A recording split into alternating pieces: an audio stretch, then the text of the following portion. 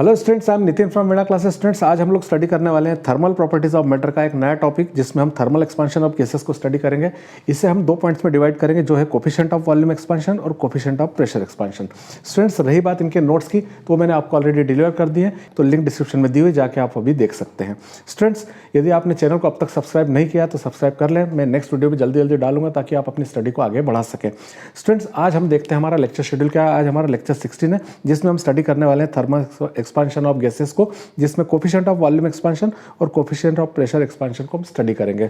So students, यदि आपने इसका प्रीवियस लेक्चर नहीं देखा है तो लिंक डिस्क्रिप्शन में दी हुई है, जाके आप उसको स्टडी कर सकते हैं। सो स्टार्ट करते हैं बिना देरी के हमारा नया topic, thermal expansion of gases. Students, जैसे मैं आपको बता दूं कि हमने मेटल के ऊपर भी देखा कि लीनियर एक्सपांशन वगैरह होता है, सुपरफिशियल एक्सपांशन होता है, वॉल्यूम एक्सपांशन होता है, लेकिन यहाँ हम बात कर रहे हैं गैसेस की। तो गैसेस में जो होता है लीनियर एक्सपांशन बिल्कुल नहीं होता है, इसमें सिर्फ वॉल्यूम एक्सपांशन और प्रेशर एक्सपांशन ही होता है। तो हम उन दो कंडीशनों को देखने वाले, जिन्हें मैंने यहाँ पर मैंशन किया हुआ है कि व्हेन प्रेशर इज कांस्टेंट, कि हम जब प्रेशर को कांस्टेंट रखेंगे तो फिर हम वॉल्यूम को चेंज करेंगे टेम्परेचर को चेंज करने के साथ साथ। मतलब एक फैक्टर में हम लोग क्या करने वाले हैं, प्रेशर को कांस्टेंट रखने वाले हैं और फिर टेम्परेचर को चेंज करके वॉल्यूम चेंज को स्टडी करने वाले हैं। और दूसरे पॉइंट में हम लोग क्या करेंगे, वॉल्यूम को रखेंगे कांस्टेंट और फिर टेम्परेचर को चेंज करके उसके प्रेशर को कांस्टेंट, प्रेशर के अंदर स्टडी करेंगे कि प्रेशर में क्या क्या चेंज हुए। इस प्रकार से हम देखते हैं गैस में दो प्रकार के एक्सपांशन होते हैं, जो मैंने आपको बताया, जिनको आज हमें स्टडी करना है। वो होता है कोफिशिएंट ऑफ वॉल्यूम एक्सपांशन और कोफिशिएंट ऑफ प्रेशर एक्सपांशन। और स्टूडेंट्स, एक बात और ख़ास मैं बता दूं कि गैसेस में जो एक्सपांशंस होते हैं, दोनों जो एक्सपांशन मैंने बताया, वो किसी मेटल या लिक्विड की तुलना तो जो किसी सॉलिड या लिक्विड की कंपैरिजन में कहीं बहुत ज़्यादा होते हैं, क्योंकि इनके मॉलिक्यूल एक दूसरे से काफ़ी डिस्टेंस पर होते हैं। सो स्टूडेंट्स, हम देखते हैं इसकी डेफिनेशन। सबसे पहले मैं आपको बता दूं कि डेफिनेशन में यहाँ पर दी हुई है कि at constant pressure the change in unit volume. हम यूनिट वॉल्यूम को ले लेते हैं। देखिए, जैसे मैं आपको बताता हूँ कि मैंने यूनिट वॉल्यूम ले लिया, यहाँ से यूनिट वॉल्यूम ले लिया, जिसमें मैंने प्रेशर को कांस्टेंट रखा है। अब प्रेशर कांस्टेंट है, अब मैं इसका टेम्परेचर को बढ़ाऊंगा, तो टेम्परेचर को मैं यदि बढ़ाता हूँ 1 डिग्री सेंटीग्रेड, 1 डिग्री सेंटीग्रेड बढ़ाने से इस वॉल्यूम में जो चेंज आएगा वही हमारा जो होगा कोफिशिएंट ऑफ वॉल्यूम एक्सपांशन होगा। तो ये ध्यान देना है कि वॉल्यूम एक्सपांशन है वो किस तरीके से बना। तो वो तब बना जब हमने प्रेशर को कांस्टेंट लिया और टेम्परेचर 1 डिग्री बढ़ाया।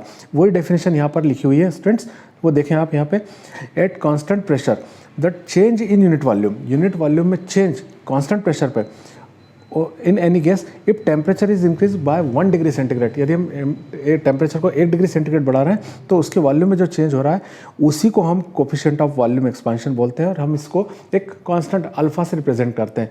तो यहाँ हम देख रहे हैं कि आइडियल गैस इक्वेशन से हम इसको स्टडी करते हैं। तो देखिए, यहाँ आपने देखा कि मैंने आइडियल गैस इक्वेशन लिखा हुआ है, और आप सभी जानते हैं आइडियल गैस इक्वेशन जो होता है वो होता है PV इक्वल टू NRT।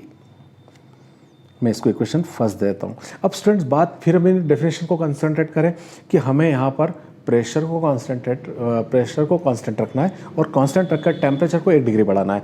तो एट कांस्टेंट प्रेशर, देखिए यहाँ पे मैंने कहा है कि at constant pressure when temperature is change del T, हमने टेम्परेचर को चेंज करके डेल टी किया, सो वॉल्यूम चेंज कितना हो जाएगा, डेल वी हो जाएगा ऑब्वियसली। तो यहाँ पर यदि हम गैस इक्वेशन को लगाते हैं तो P तो वैसे ही, क्योंकि वो कांस्टेंट है, V में चेंज हुआ है डेल वी, तो गैस इक्वेशन में डेल वी हो जाएगा। N अपने प्लेस पे है, R गैस कांस्टेंट है, लेकिन टेम्परेचर में हमने चेंज किया डेल टी, ये हमारा होगा इक्वेशन 2। अब यदि हम इक्वेशन 2 को इक्वेशन 1 से डिवाइड कर देते हैं, देखिए मैं यहाँ मेंशन कर रहा हूँ equation 2 is divided by equation 1। गलती से हम यदि 1 को भी डिवाइड कर देते हैं 2 से तो भी हमारा आंसर फर्क नहीं पड़ेगा। हमें एक सिर्फ गामा की और अल्फा की जो डेफिनेशंस और बीटा की डेफिनेशंस मालूम होगी तो हम उसको इजीली कर लेंगे। सो स्टूडेंट्स, से मैं डिवाइड करता हूँ P del V upon PV, left hand से लेफ्ट हैंड डिवाइड हो रही है और राइट हैंड से right hand, NR del T upon NRT। Students, आप यहाँ देख रहे हैं कि यहाँ हम कैंसिल कर पा रहे हैं P से P को, N से N को, R को R से। तो यहाँ हमने जब कैंसिल किया तो हमारे पास बच रहा है del V upon V is equal to del T upon T। So students, यहाँ हमने ये स्टेप ले ली। यदि मैं इस डेल टी को, ये जो डेल टी है, इसकी प्लेस चेंज करके सामने वाले के डिनोमिनेटर में ले आता हूँ, तो देखिए क्या कंडीशन बनती है, वो देखें आप, del V upon V, del T नीचे आ गया, सामने हो गया 1 अपॉन T। अब स्टूडेंट्स हम सभी लोग जानते हैं कि del V upon V del T की वैल्यू जो होती है वो गामा होती है, लेकिन हम यहाँ अल्फ़ा कह रहे हैं इसलिए हम इसको अल्फ़ा लिख देंगे students. So alpha equal to 1 upon T, यानी यहाँ हमको एक कंडीशन मिल गई स्टूडेंट्स, और वो कंडीशन ये मिली स्टूडेंट्स कि ये जो अल्फ़ा है वो डिपेंड कर रहा है टेम्परेचर पे और उसके इन्वर्सली प्रोपोर्शनेट है। तो आप यहाँ देख रहे हैं 1 अपॉन टी। सो यहाँ मैंने लैंग्वेज में डिटेल में दिया हुआ है स्टूडेंट्स, वो देखें आप कि coefficient of volume expansion of an ideal gas depends on its temperature. ये देखिए यहाँ टेम्परेचर पे डिपेंड कर रहा है, क्योंकि हमारे क्वेश्चन में यहाँ पे हमारा जो डेरिवेशन है उसमें टेम्परेचर इसके इन्वर्सली प्रोपोर्शनेट हो रहा है। तो हम 8 to 73 या 0 डिग्री सेंटीग्रेड टेम्परेचर पर इसकी वैल्यू देखें तो 1/273 होगी। यहाँ पर हम देखें, यहाँ मैं आपको बता देता हूँ और क्लियर करके कि ये जो वैल्यू होगी यहाँ अल्फ़ा इक्वल टू 1/273 पर केल्विन होगी, लेकिन इसको हम कैलकुलेशन वैल्यू में ले लें तो अल्फ़ा की वैल्यू हमें मिलेगी 3.7 × 10⁻³ पर केल्विन। सो स्टूडेंट्स ये हमने निकाल लिया हमारे उस कोफिशिएंट ऑफ वॉल्यूम एक्सपांशन को जो गैसेज में होता है। इसी प्रकार स्टूडेंट्स हम देखते हैं कि कोफिशिएंट ऑफ प्रेशर एक्सपांशन। अब कोफिशिएंट ऑफ प्रेशर एक्सपांशन में कंडीशंस वही सेम रहने वाली है, लेकिन यहाँ हमें देखना है कि हम लोग इस बार जो यूनिट वॉल्यूम लेंगे, यूनिट वॉल्यूम की बात नहीं होगी, यहाँ पर हम यूनिट प्रेशर लेंगे और वॉल्यूम को रख देंगे कांस्टेंट। तो यहाँ मैं आपको बता देता हूँ कि देखिए मैंने ये जैसे बॉक्स बनाया और यहाँ पे मैंने प्रेशर को यूनिट रखा है, यूनिट प्रेशर, और मैं चेंज कर रहा हूँ टेम्परेचर को 1 डिग्री सेंटीग्रेड पे। तो डेफिनेटली इसमें हम वॉल्यूम को कांस्टेंट रखें, तो वॉल्यूम को कांस्टेंट रखने वाले हैं, तो वॉल्यूम कांस्टेंट है तो वॉल्यूम तो चेंज होने से रहा, लेकिन 1 डिग्री टेम्परेचर हम बढ़ा देते हैं तो प्रेशर जो हो जाएगा वो एक्सपांड होगा, प्रेशर बढ़ेगा तो उसके अंदर चेंज होगा, वो डेल पी तक हो जाएगा। फिर हम यहाँ पर देखते हैं उस डेफिनेशन को जो हमें बताई गई है, तो डेफिनेशन में हम देखें एट कांस्टेंट वॉल्यूम, देखिए यहाँ लिखा है मैंने कांस्टेंट वॉल्यूम, यहाँ पे at constant volume the change in unit pressure, ये unit pressure of any gas when its temperature is changed 1 degree centigrade, temperature को हम चेंज करेंगे 1 डिग्री सेंटीग्रेड, तो उस समय जो कोफिशिएंट ऑफ प्रेशर है वो कोफिशिएंट ऑफ प्रेशर एक्सपांशन हमें मिलेगा किसका, प्रेशर में चेंज का। जितना चेंज होगा प्रेशर में, हम वॉल्यूम को कांस्टेंट रख रहे हैं और टेम्परेचर बढ़ा रहे हैं तो प्रेशर में तो चेंज ऑब्वियसली होना है, तो वो जो चेंज हो रहा है वही हमारा कोफिशिएंट ऑफ प्रेशर एक्सपांशन होगा।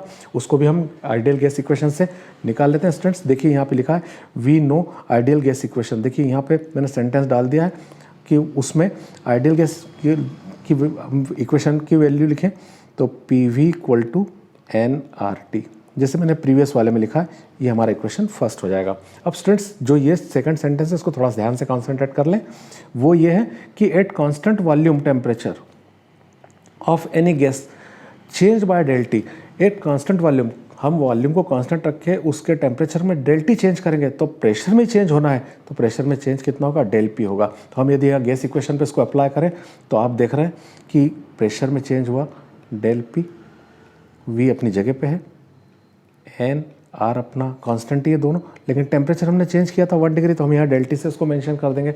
ये हमारा इक्वेशन हो गया 2। अब हम इक्वेशन 2 को डिवाइड कर देंगे इक्वेशन 1 से, तो यहाँ डिवाइड करेंगे तो del P V upon P V, left hand side को लेफ्ट हैंड साइड से डिवाइड कर रहे हैं स्टूडेंट्स, और N R del T upon N R T. I think ये स्टेप तो आपको क्लियर हो ही गई होगी कि यहाँ क्या किया गया है। अब स्टूडेंट्स यहाँ आप देख रहे हैं आप कि इस बार यहाँ कैंसिल होने की बारी आ रही, वो वॉल्यूम कैंसिल हो रहा है, एन और आर तो कांस्टेंट है, ऑब्वियसली कैंसिल हो जाएंगे।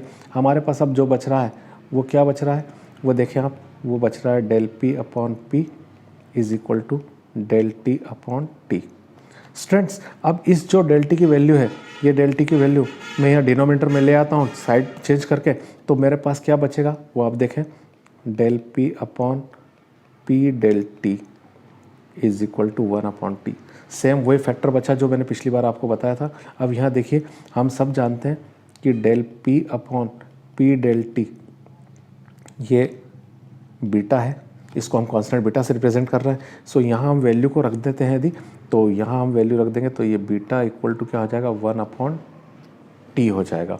और ये 1 अपॉन टी हो रहा है, तो हमको ये बात क्लियर हो ही गई है कि 1 अपॉन टी हो रहा है, यानी ठीक ये वैसा ही बिहेव कर रहा है जैसे अल्फा बिहेव कर रहा था, तो अल्फा और बीटा सेम बिहेव करते हैं, और यह भी जो होता है ये टेम्परेचर के इन्वर्सली प्रोपोर्शनेट होता है।